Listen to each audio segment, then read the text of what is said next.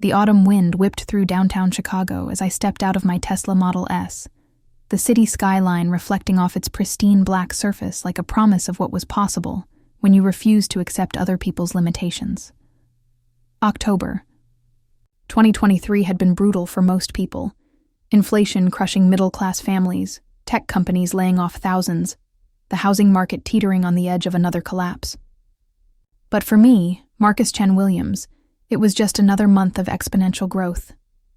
My phone buzzed incessantly with notifications, stock alerts showing Chainlogix shares up another 3.2%, acquisition confirmations from our legal team, partnership, agreements with Fortune 500 companies who'd once ignored my cold emails. I silenced it with a practiced swipe, knowing that in the next hour, everything would change in ways I'd been orchestrating for half a decade.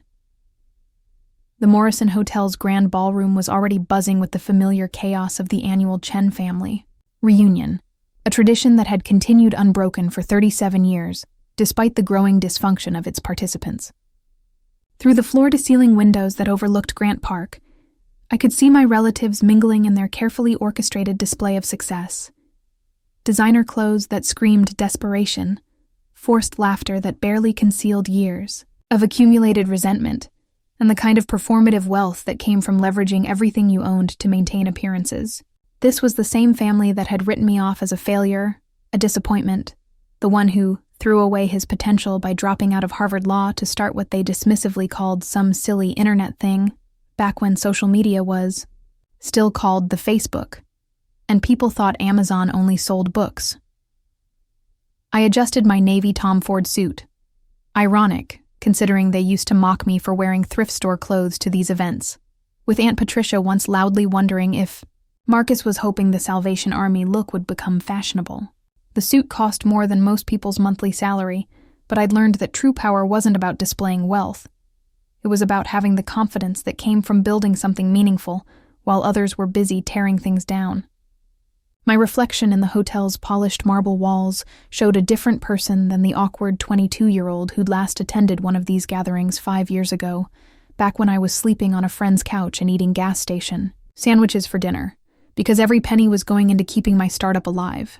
At 32, success had sharpened my features, confidence radiating from every measured step, and I carried myself with the quiet authority that came from transforming rejection into rocket fuel. Marcus Chen Williams. Oh my God, is that really you? The shrill voice belonged to my cousin Jessica, rushing toward me in her signature fake enthusiastic waddle. Her Botoxed face was frozen in what I assumed was meant to be surprise, though with all the work she'd had done, it was hard to tell. Jessica had always been the family's golden child, married to a plastic surgeon, lived in a McMansion in Naperville, drove a leased BMW she couldn't actually afford. Jessica. I nodded politely, watching as her eyes immediately began scanning my appearance, calculating. The Patek Philippe watch, the Italian leather shoes, the confidence that came from building something from nothing while they were all living off trust funds and credit cards. We've missed you so much at these things. You look different. Good. Different. She grabbed my arm with manicured nails that cost more than most people's monthly grocery budget. Come on, everyone's going to die when they see you, as she dragged me toward the main crowd, her manicured nails digging into my jacket sleeve like talons. I caught sight of my reflection again in the ballroom's mirror. 5 years ago, I'd been 20 pounds heavier, stressed out of my mind, working. 18-hour days in a cramped WeWork space in Lincoln Park that smelled like stale coffee and broken dreams. My company, Chainlogix, had been bleeding money faster than a severed artery. My savings were depleted to the point where I was rationing protein bars, and my family had made it crystal clear that they considered me a cautionary tale about what happens when you reach too high and fall too hard. I remembered the exact moment when Uncle Robert had pulled me aside at the 2018 reunion and said, "Marcus, son, sometimes a man has to know when to cut his losses and get back to reality." The condescension in his voice had burned like acid, but it had also crystallized something inside me. A determination to prove that their small-minded definition of success was just another limitation I refused to accept. Look who finally decided to show up! Uncle Robert's booming voice carried across the room. He was my father's younger brother, a real estate agent who'd been writing the same 3 successful deals for the past decade. His fake tan was particularly orange tonight, matching his wife's overdone highlights. The family gathered around us like vultures sensing fresh meat. There was Aunt Patricia, who'd once told me I'd never amount to anything because I lacked discipline. My cousin David, who'd inherited his father's accounting firm and thought that made him Warren Buffett. Cousin Sarah, whose only accomplishment was marrying rich and having 3 kids she barely paid attention to.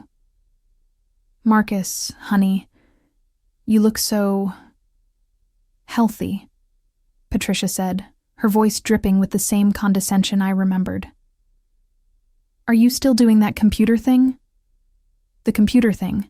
That's what they'd called my first startup, a logistics platform that I'd built from my studio apartment while eating ramen noodles for dinner 6 nights a week. What they didn't know was that computer thing had evolved into something much bigger. Something like that, I replied, accepting a whiskey from the passing waiter. The Macallan 25. They'd spared no expense for appearances, even if half of them were drowning in debt. Well, that's nice, dear. David here just bought his 2nd office building. Real estate, you know, that's where the real money is. Patricia beamed at her son, who puffed up like a peacock. David stepped forward, his receding hairline barely concealed by an expensive transplant. Yeah, Marcus, maybe it's time you got into something more substantial. I could show you the ropes, help. You invest in some real assets instead of playing around with websites. I took a slow sip of my whiskey, savoring both the burn and the irony.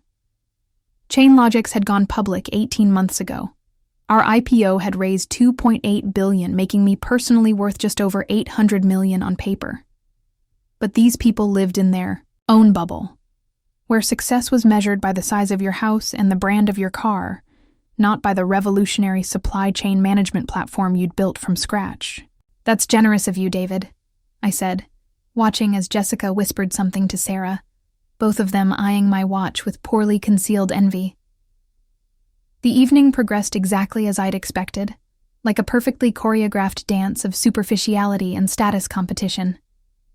They talked endlessly about their shallow victories, Jessica's kitchen renovation that had cost more than most people's annual salaries, Robert's new boat, bought with a second mortgage that was slowly drowning him financially, Sarah's children's private school tuition that was bankrupting her husband despite his desperate attempts to maintain the illusion of prosperity. Not one of them asked about my life, my work, my challenges, or whether I was happy.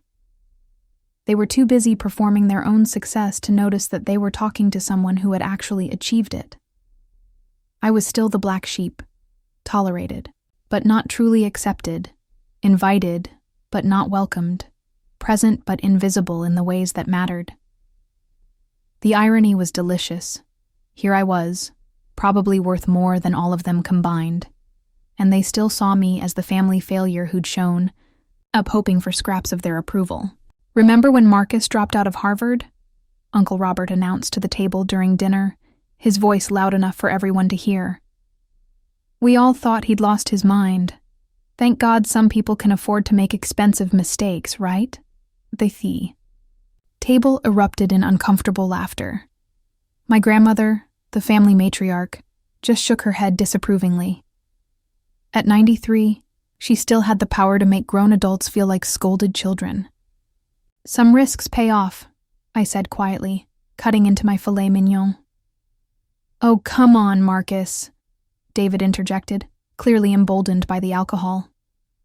We're family here. You don't have to pretend everything worked out perfectly. It's okay to admit when you need help. That's when I realized they thought I was struggling.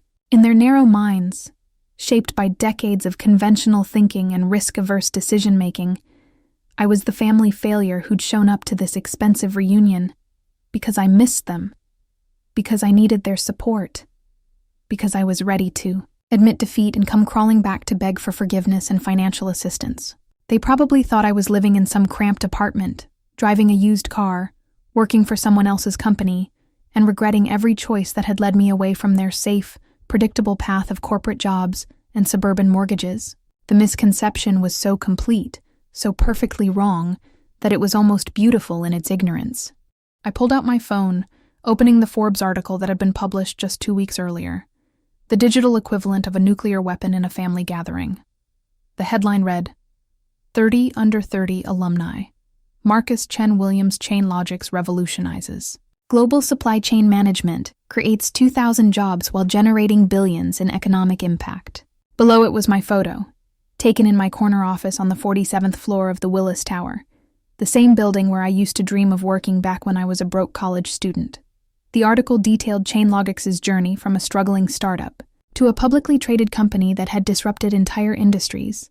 Our partnerships with companies like Amazon, Walmart, and FedEx, and my personal transformation from dropout to billionaire entrepreneur. But more than the financial success, it highlighted our commitment to ethical business practices, our carbon-neutral shipping initiatives, and our programs for training displaced workers in logistics technology, the kind of meaningful impact that went far beyond just making money. What's that? Jessica leaned over, her curiosity getting the better of her. I handed her the phone, watching as her Botoxed face tried to process what she was reading. Her eyes widened, darting between the article and my face. This is you? What is it? Sarah grabbed the phone, her jaw dropping as she read. Marcus, this says you're worth... Oh my God. The phone was passed around the table like a hot potato. Each family member's expression shifting from skepticism to shock to something that looked suspiciously like hunger. 800 million? David's voice cracked. That can't be right. Actually, that article's from 2 weeks ago, I said casually, taking another sip of whiskey. The stock's up about 12% since then. The silence that followed was deafening, like the moment after lightning strikes but before the thunder rolls. These people who'd spent years treating me like a failure, who'd mocked my choices and dismissed my dreams as naive fantasies, were suddenly staring at me like I was a completely different species. I could practically see the gears turning in their heads as they tried to reconcile their mental image of failure Marcus with the reality of billionaire Marcus, sitting calmly at their table, sipping whiskey that cost more per ounce than their hourly wages. The cognitive dissonance was almost painful to watch. Years of established narrative crumbling in real time as they realized they'd been catastrophically wrong about everything. Marcus, Uncle Robert cleared his throat, his orange tan looking pale under the ballroom lights. Why didn't you tell us? We're family. You never asked, I replied simply. Patricia's laugh was sharp and nervous. Oh, honey, you know how families are. We tease because we care. We always knew you'd figure it out eventually. The lies began immediately. Suddenly they'd always believed in me. They'd known I was special. They'd been rooting for me all along. It was fascinating to watch, like observing a nature documentary about scavengers detecting fresh prey. You. No? Jessica said, her voice taking on a sickly sweet tone. I was just telling Sarah last week that I had a feeling you were doing really well. Call it cousin's intuition. Sarah nodded enthusiastically. Yes. And I said, that Marcus, he's got something special. Didn't I say that, David? David, still processing the financial implications, managed to nod. Absolutely. We've always known you were destined for greatness. I stood up from the table, straightening my jacket. Well, this has been illuminating. If you'll excuse me, I have an early flight tomorrow.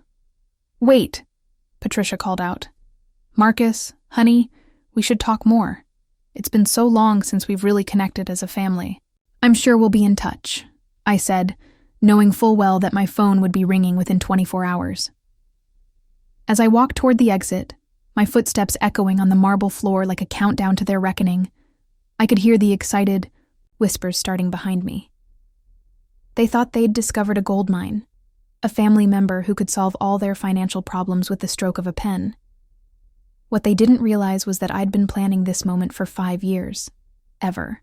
Since the last time I'd tried to reconnect with them and been brutally rejected, I'd built my empire not just for the money, but for this exact scenario. The moment when the people who'd written me off would come crawling back, desperate and hungry, and finally willing to admit they'd been wrong. They wanted to play games? I'd spent half a decade learning the rules, studying their weaknesses, and positioning myself for checkmate. I'd built my empire not just for the money, but for this exact scenario. Every sleepless night, every rejected pitch, every moment of doubt had led me here. They wanted to play games? I'd spent half a decade learning the rules. My phone buzzed as I reached the elevator, the sound cutting through the hotel's ambient noise like a starting gun. A text from Jessica. "So great seeing you tonight. Let's grab coffee soon and catch up properly. Maybe we can talk about some exciting opportunities." The exclamation points and emoji felt desperate, like verbal makeup trying to cover the years of contempt and dismissal. I could almost see her frantically typing, deleting, and retyping the message, trying to strike the perfect tone of casual enthusiasm while barely concealing her sudden interest in my financial status. I smiled, pocketing the phone without responding. Phase 1 was complete. They'd taken the bait, and now they'd come running, just like I knew they would. The elevator doors closed, reflecting my satisfied expression. Tomorrow, the real game would begin. My prediction proved accurate faster than even I had anticipated. By 7 a.m. the next morning, my phone had exploded with notifications. Text messages, missed calls, Facebook friend requests from relatives I hadn't heard from in years, LinkedIn connection attempts, and even a few Instagram follows from people who'd previously blocked me on social media. I was in my penthouse apartment on the Gold Coast, sipping Ethiopian coffee from beans that cost more per pound than most people spent on groceries in a week, while reviewing quarterly reports that showed Chainlogic's continued domination of the logistics technology sector. The floor-to-ceiling windows offered a spectacular view of Lake Michigan, the morning sun turning the water into liquid gold that seemed to stretch infinitely toward the horizon. This was my sanctuary, a 4,000-square-foot space that I'd designed to be the opposite of everything my family represented. Clean lines instead of gaudy excess, quality over quantity, substance over appearance, and the kind of understated elegance that came from confidence rather than insecurity. Every piece of furniture had been chosen for function and beauty, every view carefully considered, every detail reflecting the values I'd built my life around. My assistant, Maya, had already forwarded me the most interesting messages from the family communication blitz, organizing them by urgency, desperation level, and entertainment value. She was a sharp 26-year-old MBA from Northwestern who understood both business strategy and family drama better than most therapists, having written her thesis on the psychology of wealth and family dynamics. Maya had grown up in a working-class family herself and had a healthy cynicism about people who suddenly discovered the value of family relationships when money entered the equation. "The desperation is fascinating from a psychological standpoint," Maya said during our morning briefing video call. She was calling from the Chainlogic's offices, where she'd arrived early to help filter the chaos.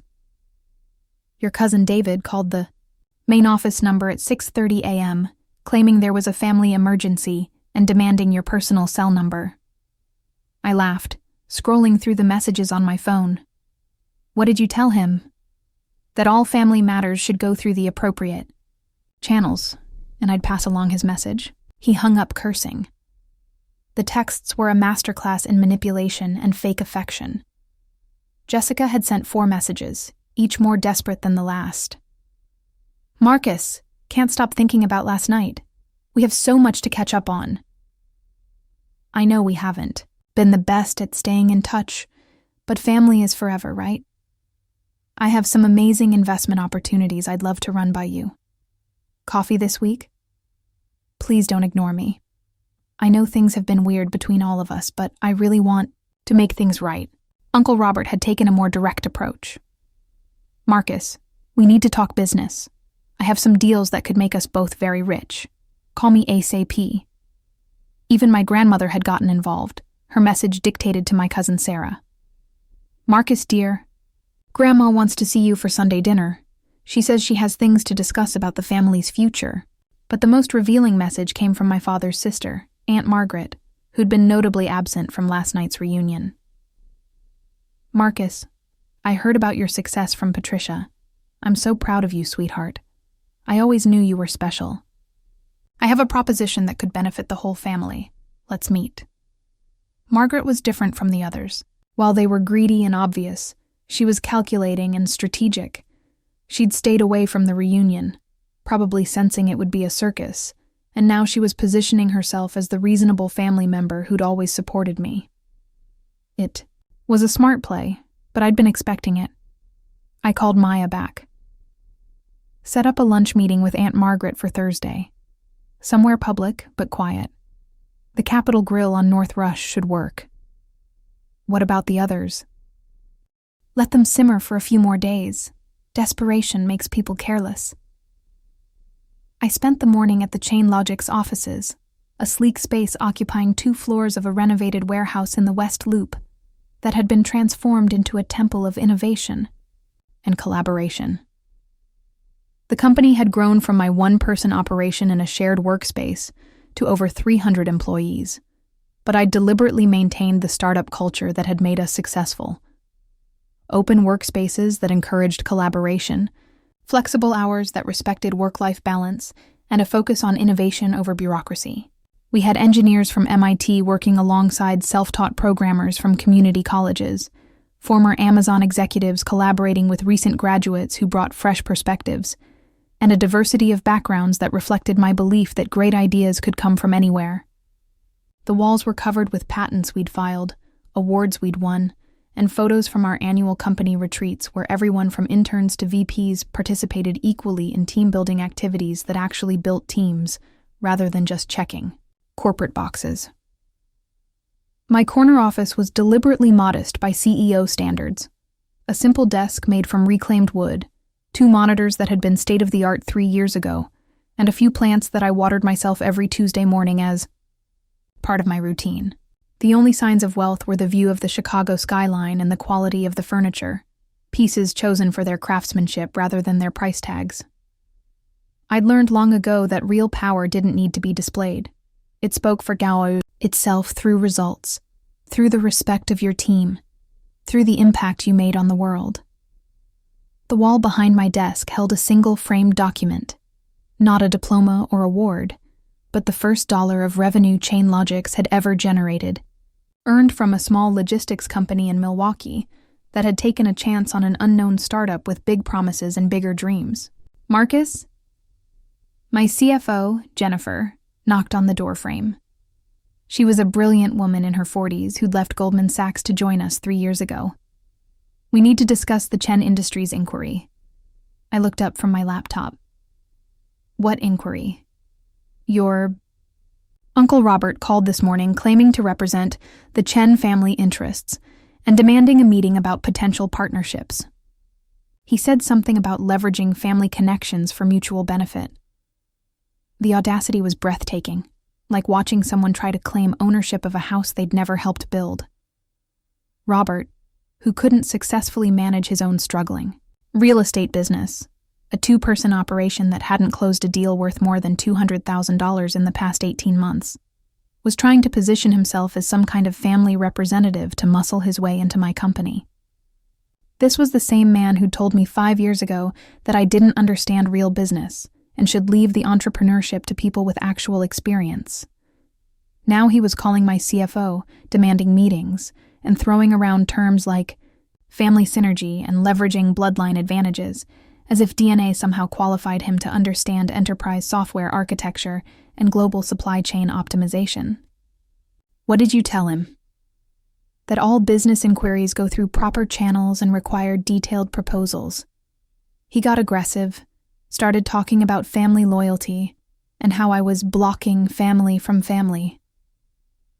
I leaned back in my chair, considering the implications. They weren't just looking for handouts anymore. They were trying to wedge their way into my business operations. This was escalating faster than I'd anticipated. From now on, Any contact from family members claiming business interests gets forwarded directly to our legal department. And Jennifer? Start documenting everything. I have a feeling we're going to need a paper trail. By Wednesday, the situation had reached fever pitch, like a pressure cooker about to explode in a symphony of desperation and entitlement. My phone was buzzing constantly with calls from blocked numbers. Family members who'd realized I wasn't answering their direct calls and were trying to ambush me with unknown numbers, probably cycling through different area codes and even using office phones to try to catch me off guard. Maya had started keeping a log of the attempts. 17 calls from blocked numbers, 9 voicemails ranging from tearful pleas to angry demands, and even a few text messages from numbers I didn't recognize that turned out to be family members using friends' phones. The persistence was almost admirable if it wasn't so pathetically transparent.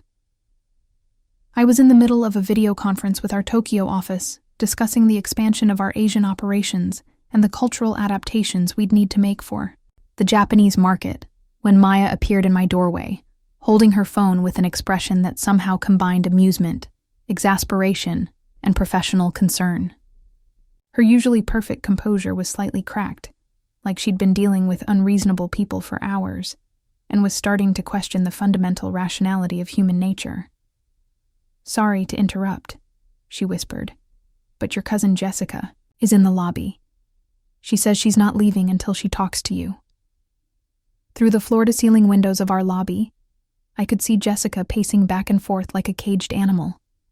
Her designer handbag clutched to her chest like armor against the reality of her situation. She dressed for battle in a white blazer and black slacks that probably cost more than most people's rent. Her hair perfectly styled despite the October Chicago wind that had been brutal enough to flip umbrellas inside out.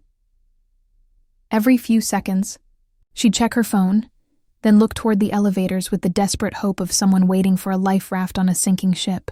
The security guard, a kind man named Carlos, who'd worked in the building for 15 years, was trying to look busy while clearly keeping an eye on her, probably wondering if she was going to become a problem that required intervention.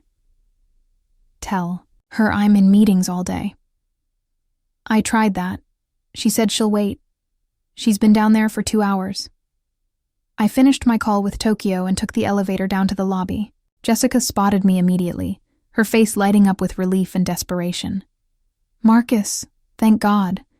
I was starting to think you were avoiding me." She laughed nervously, approaching with arms outstretched for a hug I didn't return. "Jessica, you can't just show up at my office unannounced. I know, but you weren't answering my calls or texts, and I have something really important to discuss." She glanced around the lobby, taking in the modern design and the steady flow of well-dressed employees. "This place is incredible. You've really built something amazing. What do you want?" The directness seemed to catch her off guard. She'd probably expected the same awkward, people-pleasing Marcus from the reunion, not the CEO who'd learned to cut through bullshit to get to the point. "Can we grab coffee? There's a Starbucks around the corner. This is important family stuff." Against my better judgment, I agreed. The Starbucks was busy with the afternoon rush, providing enough background noise for a private conversation. Jessica ordered something complicated with multiple modifications while I got a simple black coffee. "Marcus," she began, her voice taking on the practiced tone of someone who'd rehearsed this conversation. "I want to apologize for how the family has treated you over the years. We were wrong. We should have supported your dreams instead of judging them." Okay. She waited for me to elaborate, and when I didn't, she pressed forward. "The thing is, now that we understand how successful you've become, we want to make things right. We want to be the family you deserve. And how exactly do you plan to do that?" "Well, that's what I wanted to talk to you about." She leaned forward, her voice dropping to a conspiratorial whisper. "I have this amazing opportunity. You know my husband, Brad. He's been looking at expanding his practice, maybe opening a medical spa chain. We've done all the research, found the perfect locations, but we just need the initial investment capital." There it was. The ask. The whole reason for the apology, the family reunion appearance, the desperate phone calls. How much? 2 million. To start.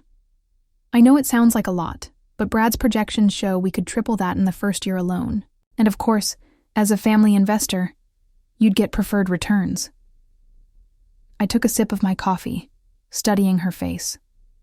The desperation was barely concealed beneath her makeup and forced smile. This wasn't just about wanting money. This was about needing it. Badly. Jessica, can I ask you something? Of course. Anything. Are you in financial trouble? The question hit her like a physical blow. Her carefully constructed facade cracked, revealing something raw and frightened underneath. What? No. Why would you? I mean, everyone has cash. Flow issues sometimes, but we're fine. We're totally fine. Because if you're struggling, there might be other ways I can help that don't involve high-risk business investments. She straightened up, her pride kicking in. We don't need charity. Marcus, this is a legitimate business opportunity. Brad has connections. I have the marketing background. And with your capital, we could build something incredible together. Let me think about it. Her face brightened with hope. Really? Oh my God, Marcus, you won't regret this. We're going to make so much money together. And it'll be amazing to finally be working as a family, you know? As we walked back toward my office, she chattered excitedly about business plans and family bonding, completely missing the fact that I hadn't actually agreed to anything. She was so focused on what she thought was my inevitable yes that she'd stopped paying attention to what I was actually saying. I'll have my people review the proposal, I said as we reached the building entrance. What proposal? The business plan, financial projections, market analysis, the documentation that any serious investor would require before putting $2 million into a venture. The color drained from her face. Oh, right. The formal documentation. Of course. I'll get Brad to put that together. Take your time. Good investments are worth waiting for. I watched her walk away, already pulling out her phone to make what I assumed would be a panicked call to her husband. They didn't have a real business plan because this wasn't a real business opportunity. This was a desperate family member trying to solve her financial problems with my money. Back in my office, I found Maya waiting with a legal pad full of notes. The plot thickens, she announced.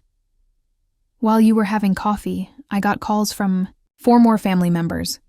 Your cousin David wants to discuss real estate partnerships. Uncle Robert has a once-in-a-lifetime development opportunity. Sarah needs funding for her children's education trust fund. And your Aunt Patricia wants to talk about family legacy investments. I sat down at my desk, staring out at the Chicago skyline. The Willis Tower rose in the distance, its peak lost in low-hanging clouds. Somewhere in that building was my office, the one I rarely used anymore since moving ChainLogix to our own space. They think I'm an ATM, I said finally. They think you're their ATM, Maya corrected. There's a difference. They believe that because you're family, you owe them access to your wealth. Set up meetings with all of them. Spread them out over the next 2 weeks. I want to hear every pitch, every sob story, every brilliant business opportunity they've been saving for just the right moment. Maya raised an eyebrow. You're not actually considering giving them money, are you?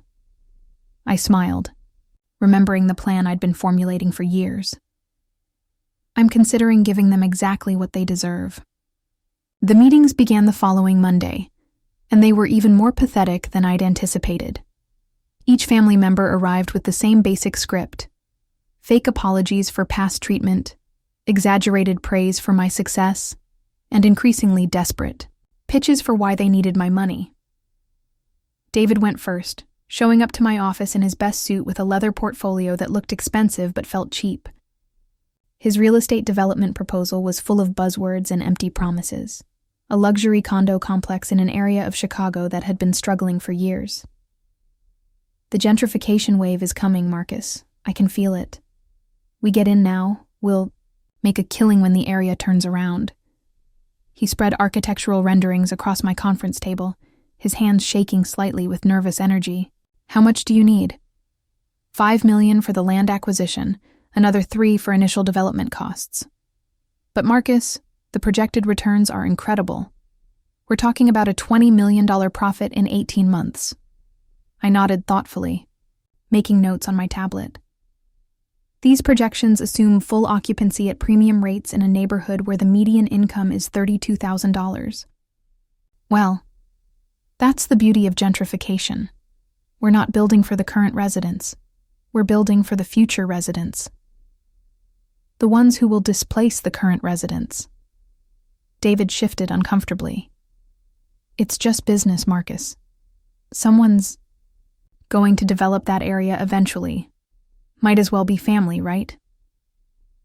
Uncle Robert's pitch was even worse. His once-in-a-lifetime opportunity involved buying distressed properties at foreclosure auctions and flipping them quickly. He needed $2 million in seed money and promised to split the profits 50-50. "I've got my eye on 12 properties already," he said, pulling out a folder of printed listings from his briefcase. Foreclosures, short sales, estate liquidations. People desperate to sell. We swoop in, do some basic renovations, flip them in 6 months. You want me to fund a business model based on other people's misfortune? Hey, if we don't buy them, someone else will. At least we're family. We can do business with integrity. The irony was staggering. This was the same man who'd spent years telling me I lacked business sense, now asking me to bankroll a venture that depended on exploiting families losing their homes. Sarah's approach was more emotional. She arrived with photo albums of her 3 children, spreading pictures across my desk like she was presenting evidence in court. "Marcus, I'm not asking for me. I'm asking for them." She pointed to a school photo of her youngest daughter. Emma is gifted, truly gifted. She tested into the accelerated program at Lincoln Park Academy, but the tuition is $50,000 a year.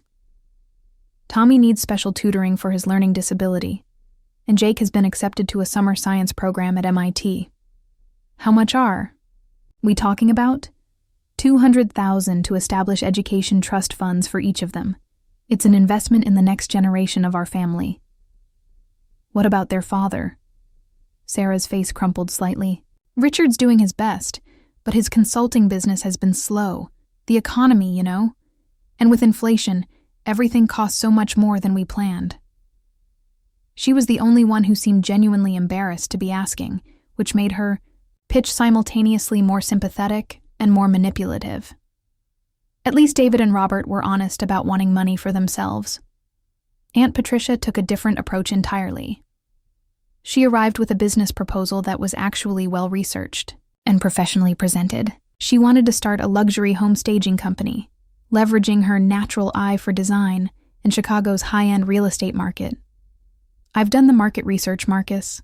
Home staging can increase sale prices by up to 20% and reduce time on market by 50%. With Chicago's luxury market, we're talking about serious money. Her presentation was polished. Her financial projections were realistic, and her business plan actually made sense. It was also completely detached from reality.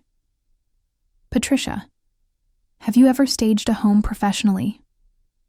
Well, no, but I've redecorated my own home 4 times, and everyone always compliments my taste.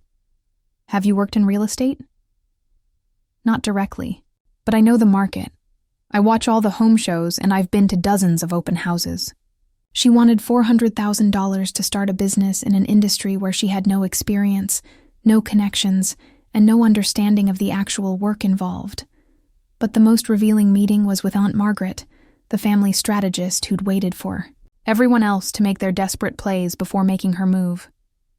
We met at the Capitol Grill as planned, and Margaret arrived looking every inch the successful businesswoman in her tailored St. John suit and subtle jewelry. She was the only family member who'd built something resembling a career, working as a marketing director for a mid-sized consulting firm. Marcus, I want to start by saying how proud I am of what you've accomplished. She began over our appetizers. Building a company from nothing, taking it public, creating jobs and value, that's the American dream realized. Thank you.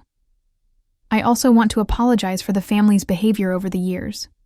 They were wrong to dismiss your ambitions, and frankly, I was wrong to stay silent instead of defending you. Margaret was smooth. I had to give her that. Where the others had been obviously desperate or poorly prepared, she was playing a longer game. I assume you have a proposal for me. She smiled, cutting into her salmon with surgical precision. I do, but it's different from what the others have offered you. I'm not asking for money, Marcus. I'm offering you something much more valuable, a way to rebuild the family relationships that have been damaged over the years. I'm listening. Create a family foundation. Something substantial. Say $10 million to start. Make me the executive director, and we'll use it to fund worthy causes while bringing the family together around something positive. Education scholarships, community development, maybe some strategic philanthropy that aligns with your business interests. It was brilliant, actually. She wasn't asking for money for herself. She was positioning herself as the solution to my family problems while creating a structure that would give her control over a significant amount of my wealth.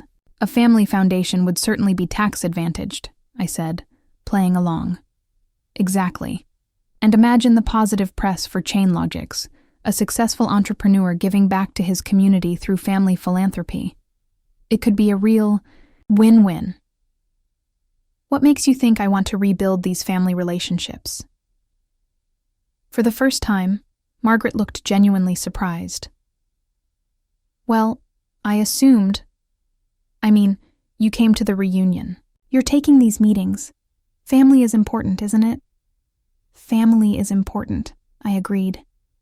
The question is whether these people are actually family or just relatives who want access to my money.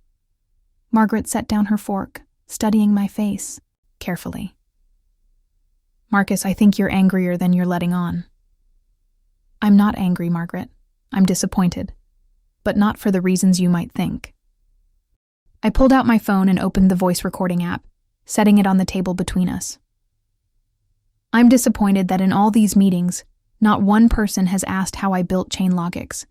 Not one person has shown genuine interest in my life, my challenges, or my success beyond what they can extract from it. Marcus, what are you doing? I'm documenting this conversation, just like I've documented all the others.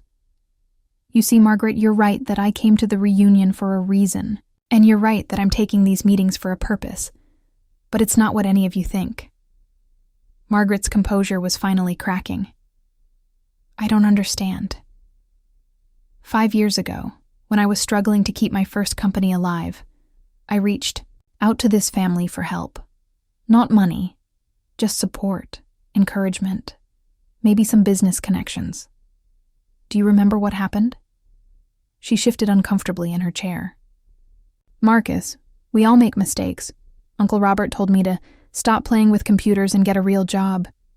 David said I was too big for my britches and needed to learn some humility. Jessica actually laughed at me. And you, Margaret, you told me that sometimes people need to fail completely before they can find their true path. We were trying to help. You were protecting yourselves from association with failure. And that's fine. Families aren't obligated to support every dream or crazy idea. But you don't get to rewrite history now that those dreams have become reality. I stood up, leaving $200 on the table for the meal. Here's what's going to happen, Margaret. I'm going to make each family member an offer, a real one, not the fake considerations I've been giving everyone else. And their responses are going to determine exactly what kind of relationships we have going forward. What kind of offer? The kind that reveals character. I walked away, leaving Margaret sitting alone at the table, probably trying to figure out whether she'd just been offered something or threatened with something. That evening, I sat in my home office reviewing the recordings and notes from all the family meetings. Maya had helped me organize everything into detailed profiles. Each person's financial situation, their request, their justification, and most importantly, their underlying motivations. The picture that emerged was both sad and infuriating. David was leveraged to the hilt, having used his inheritance to fund a lifestyle he couldn't sustain. Robert's real estate business was failing, and he was facing potential bankruptcy. Jessica and her husband were drowning in debt from their medical practice and personal spending. Sarah's husband's consulting business was basically non-existent, and they were living off credit cards. Even Patricia, despite her polished presentation, was financially desperate after a series of bad investments. They weren't just greedy, they were drowning. And they saw me as their life preserver. But Margaret was different. Margaret was comfortable, stable, and strategic. She didn't need my money. She wanted control over it. She'd positioned herself as the reasonable family member, the one who understood business, the one who could help me channel my wealth productively while advancing her own career and influence. I opened my laptop and began drafting the emails that would change everything. Each family member would receive a personalized offer, carefully crafted to reveal exactly who they really were. Some would be tests of character. Others would be opportunities for redemption. A few would be traps, but all of them would be final. After years of being dismissed, mocked, and written off, I was going to give my family exactly one chance to show me who they really were when money was on the line. The subject line for each email was simple: a family proposition. By tomorrow evening, I would know everything I needed to know about these people who shared my blood, but had never shared my struggles. And then, the real game would begin. The emails went out at exactly 9 a.m. on Friday morning, each one carefully timed to arrive when the recipients would be most likely to read them immediately. I'd crafted each message specifically for its target, understanding that desperate people reveal their true nature when presented with both opportunity and risk. David's email was straightforward. I've reviewed your development proposal, and I'm prepared to make you an offer. I'll provide the $8 million you need for your luxury condo project, but with conditions. You'll relocate 50% of the current residents to comparable housing at my expense before breaking ground. The project will include 20% affordable housing units. If you agree to these terms, we'll meet Monday to finalize the partnership. This offer expires Sunday at midnight. To Robert, I wrote, your foreclosure flipping business interests me, but I want to modify the approach. Instead of flipping distressed properties for profit, I propose we buy them and sell them back to the original families at cost, with favorable financing terms. I'll provide $5 million for this community rehabilitation project. If this aligns with your values, let's discuss details. You have until Sunday to decide. Jessica received perhaps the cruelest test. After reviewing Brad's medical spa concept, I've decided to make a counterproposal. I'll provide $3 million to establish a free clinic in an underserved neighborhood, with Brad serving as the primary physician at a reduced salary for the first 2 years.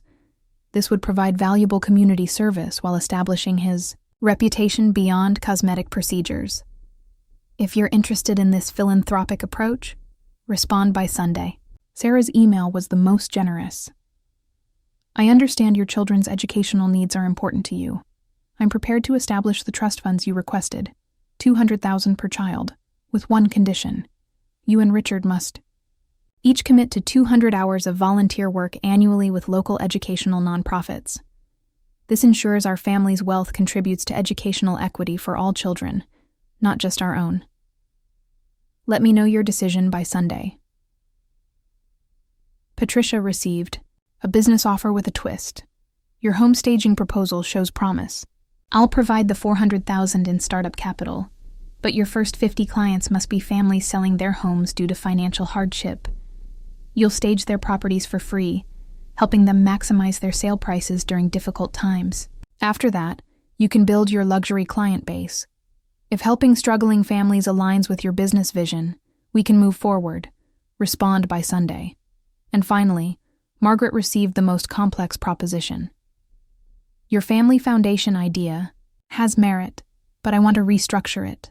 I'll commit $20 million to establish the Chen Family Foundation, with you as executive director. However, every family member who receives foundation support must contribute equal volunteer hours to our charitable initiatives. Additionally, All foundation decisions require unanimous approval from a board that includes 3 community representatives, not just family members. This ensures accountability and prevents the foundation from becoming a vehicle for family enrichment. If you believe in true philanthropy over family benefit, let's discuss the details. You have until Sunday to respond. I spent the weekend in my penthouse, watching Lake Michigan's waves crash against the shoreline while monitoring my phone for responses. Maya had volunteered to help track the replies, turning what could have been an agonizing wait into something resembling a social experiment. David responded first, Maya reported during our Saturday morning call. At 11:47 p.m. last night, which suggests he was either drinking or panicking, maybe both. What did he say? Quote, Marcus, I appreciate the offer, but relocating residents and including affordable housing would kill our profit margins. The whole point of development is to maximize returns. How about we start with your original $8 million for my project, and then we can discuss charitable initiatives once we're making money. Family first, right? End quote. I wasn't surprised. David had revealed exactly what I'd expected. When forced to choose between profit and principle, he'd chosen profit without hesitation. Anyone else? Jessica called the office number at 7 a.m. this morning, crying. She left a 15-minute voicemail that I'm not sure you want to hear. Give me the highlights. She's angry, very angry. She called your offer insulting and accused you of dangling money like a carrot, only to pull it away with impossible conditions. She said Brad would never work at a free clinic because he has student loans and a reputation to maintain. She ended by saying the family was right about you all along, that you're selfish and think you're better than everyone else. The mask had finally come off. Jessica's true feelings about my success, my values, and my place in the family were now on full display. The tears weren't from gratitude or remorse. They were from frustrated entitlement. What about the others? Robert hasn't responded yet, but Sarah sent a thoughtful reply. She said she needs to discuss the volunteer commitment with Richard, but she's genuinely interested. She thanked you for considering her children's education and said she'd been looking for ways to give back to the community anyway. That afternoon, Patricia's response arrived via email. Marcus, I've thought carefully about your proposal, and while I appreciate your philanthropic goals, I don't think mixing business with charity is wise. Staging homes for free would establish the wrong pricing expectations in the market and could hurt my brand development. However, I'd be happy to donate a percentage of my profits to charity once the business is established. Could we modify the terms to make this more businesslike? Another disappointment, but not a surprise. Patricia wanted the funding without the social responsibility, missing the entire point of the test.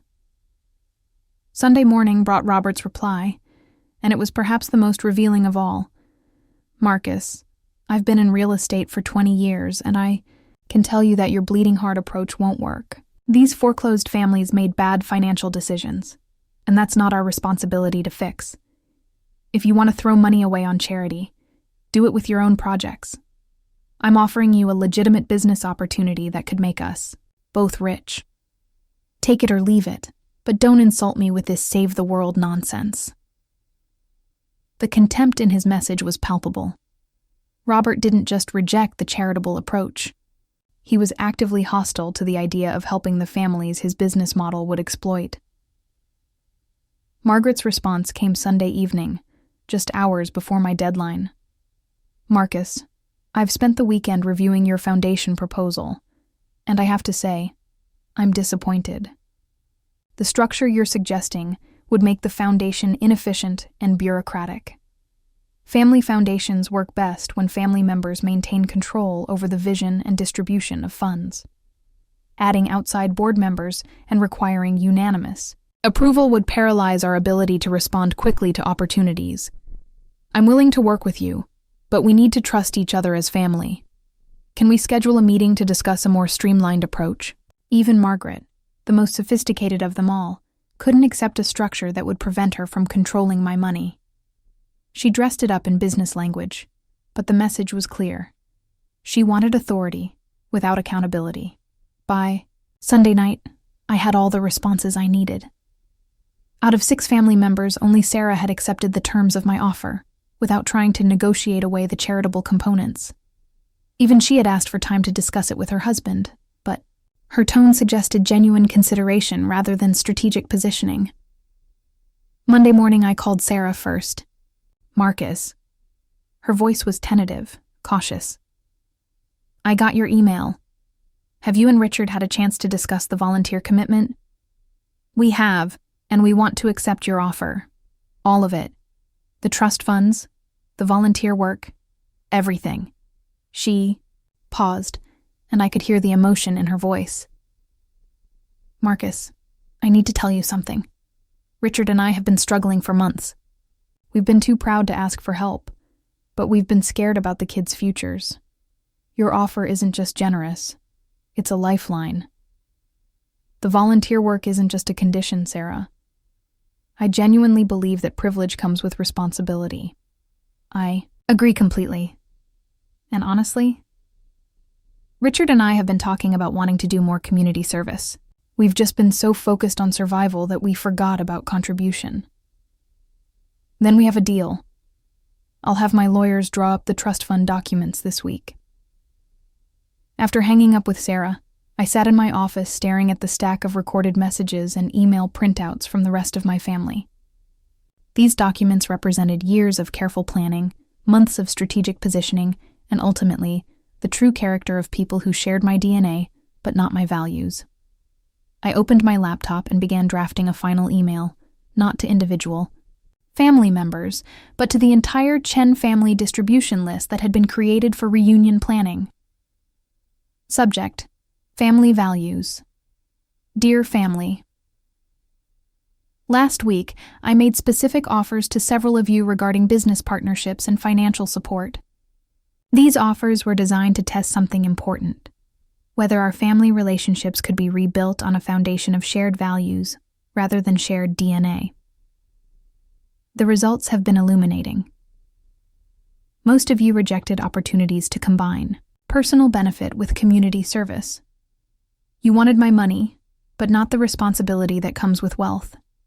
You wanted the benefits of family connection, but not the obligations of family values. Sarah was the exception. She accepted an offer that required personal sacrifice in service of something larger than herself. As a result, her children's education trust funds have been established as promised. For the rest of you, I want to be clear about something.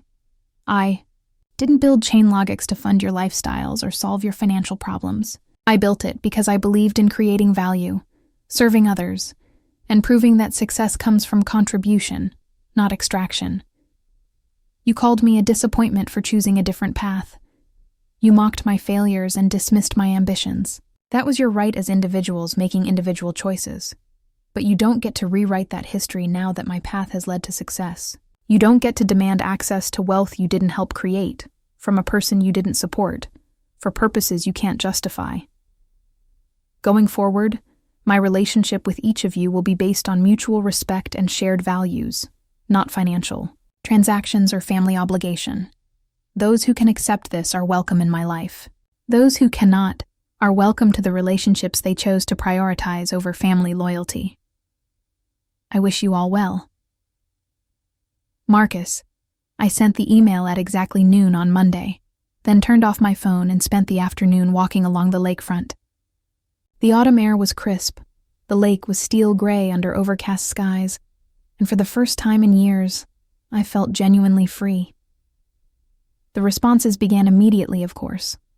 Maya handled the overflow, forwarding only the messages she thought I might want to see. Most were angry, accusatory, or desperately apologetic.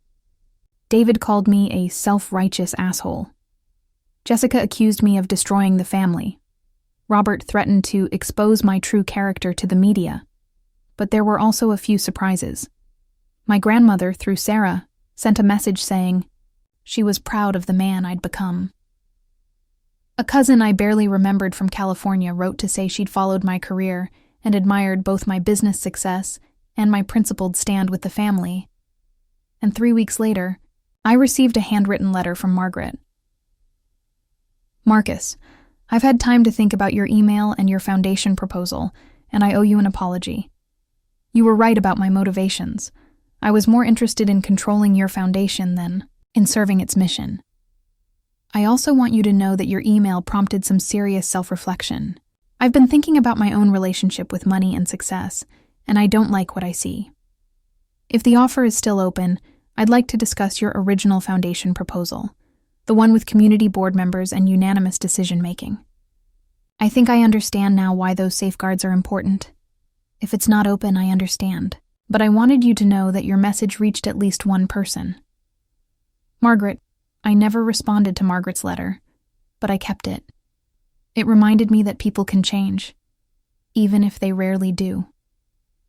6 months later, Chainlogix announced the establishment of the Chen Community Foundation, funded with an initial $50 million and dedicated to educational equity and community development.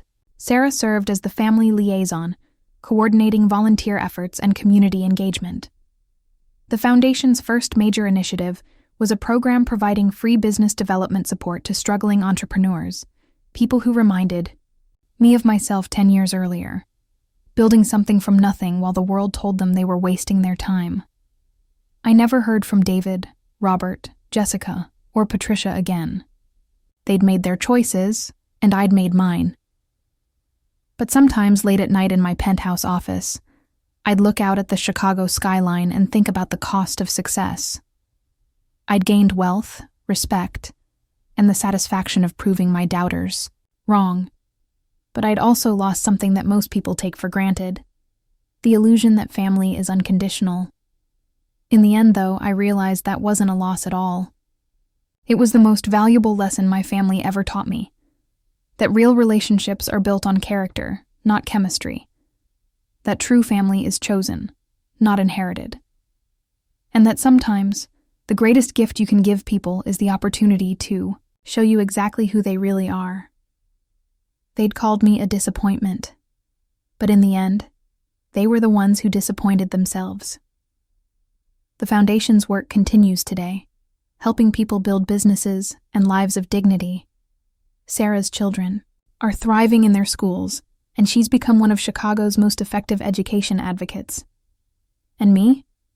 I'm still building, still creating value, still proving that success isn't about where you come from. It's about where you choose to go and who you choose to become along the way.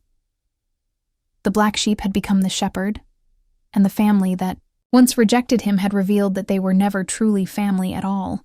But from that disappointment came something better.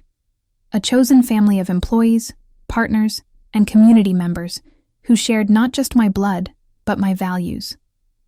In the business world, they call it a pivot, changing direction when your original plan isn't working. I'd spent years trying to win my family's approval. Instead, I'd learned to build something better, a life that didn't need their validation to have meaning, and that, more than any fortune, was worth celebrating.